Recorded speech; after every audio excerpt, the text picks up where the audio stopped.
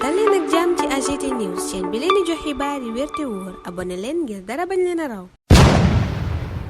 AGT News daleen ak jàmm mbokki internet yu AGT News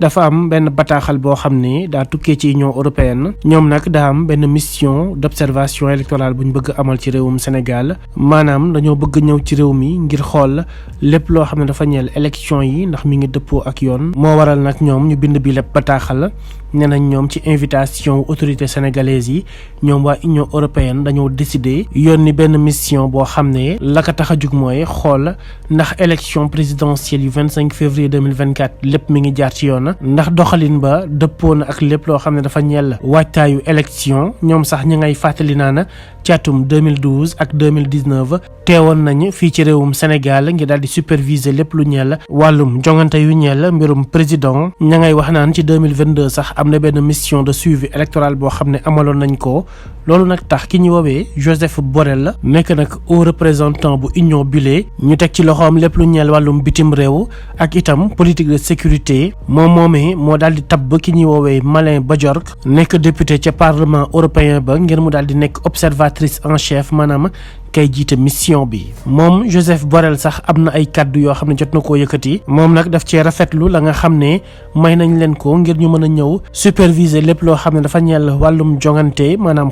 xoolaat setantal la ñuy jëflante ci mbir mi moom ma ngay wax naa na li ñu def dafay ñëw gën a dëgëral diggante réewum Sénégal ak Union européenne moom Joseph Borrell ma ngay wax ba tey nee na réewum Sénégal nag dañ koo mës a kañ mës koo tagg ci lépp loo xam ne dafa ñeel mbirum démocratie loolee moo tax moom mu gëm te jàpp ne lépp lu ñeel ak yelleefu doomu aadama yi xanaa dañ ko respecté ci diir bi nga xam ne yëpp ci la ñuy amal lépp lu ñeel élection yi loolee tax moom mu dolli ci ne ki nga xam ne moom lañ dénk bi lépp mission di Malin Bajork moom moomee dina def benn rapport d'évaluation boo xam ne dañ koy détaillé ba mu leer nañ ci lépp lu ñeel jongante atum 2024 yilee waaye moom du far fenn du féete fenn ci lépp loo xam ne dafa ñeel ni ñuy doxalee réewum Sénégal moom coordonnatrice bile fas na yéene doxal mission bañ ko dal di jox te na mu waree ndax moom sax ma nga naan dafa am mbégte bu rëy daal di jiite mission d'observation électorale bu Union européenne ci réewum Sénégal te nag moom gëm na te jàpp ne élection yi nga xam ne moom la ñu dëgmal dinañ ci def seen kéemtalaay kattan ba ñëpp dinañ ci bokk nekk itam loo xam ne dafay jaar yoon dinañ jël itam lépp lu ñeel lu ca tukkee ak ay recommandation ñeel seen boobu lépp mission la ñu ca jublu nag mooy xool ay yoon yu mën a jaar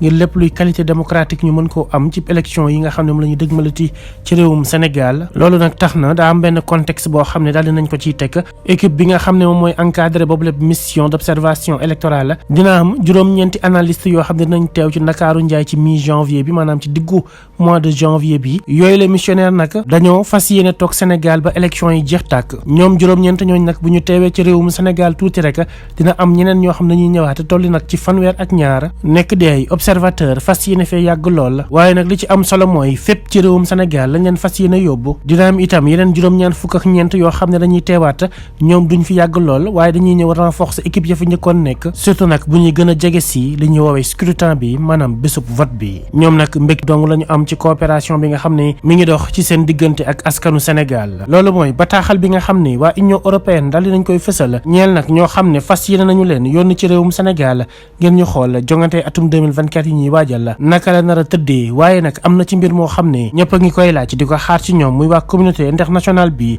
moo di ñu intervenir ci kaawu Ousmane Sonko ndax la muy dund dëppoowul ak yoon war na mën a doon candidat ci jongante atum 2024 bu dee ñoom autorité yooyu la ñu ngi koy gis soxlawul ñuy xaar mission bi nga xam ne moo ñeel yooyu la observateur nañ ci taxaw léegi dénoncé ko te nag sàkku si ñu libéré ko ca na mu gën a gaawee moom ak ñam fa nekkal ñu leen di woowee ay détenus politique loolu mooy la nga xam ne askanu Sénégal jamono ji ñu ngi koy sàkku ci mission boobu di jóge ci Union européenne ngir teew ci réewum Sénégal ngir ñu dox ci ay jéego ca na mu gën a gaawee ngir mën cee am gain de cause. AGT News. Sénégal, l'Union européenne déploie une mission d'observation électorale. À l'initiative des autorités sénégalaises, l'Union européenne a décidé de déployer une mission d'observation électorale au Sénégal pour y observer le déroulement de l'élection présidentielle du 25 février 2024. L'Union européenne avait déjà déployé des missions d'observation électorale en 2012 et 2019, ainsi qu'une mission de suivi électoral en 2022. Joseph Borrell, haut représentant représentant de l'Union pour les affaires étrangères et la politique de sécurité, a nommé Malin Badiork, députée au Parlement européen, comme observatrice en chef de cette mission. Le haut représentant Joseph Borrell a souligné l'invitation des autorités à observer le déroulement de la prochaine élection présidentielle est un nouveau témoignage concret de la solidité du partenariat qui lie le Sénégal et l'Union européenne. La longue tradition démocratique du Sénégal constitue une base solide pour assurer le respect des droits et libertés de tous les Sénégalais tout au long du processus électoral. Sous la direction de la chef observatrice Malin Badiork, la mission d'observation électorale de l'Union européenne produira une évaluation détaillée, indépendante et impartiale du processus électoral. Pour sa part, Malin Badiork a déclaré: c'est un honneur pour moi de diriger la mission d'observation électorale de l'Union européenne au Sénégal. Grâce à cette mission, nous espérons contribuer à la réalisation d'un processus électoral transparent et inclusif. Nous présenterons les principaux résultats et recommandations de notre mission de manière constructive à la fin de notre mandat, contribuant ainsi à identifier les pistes pour accroître la qualité démocratique des futurs processus électoraux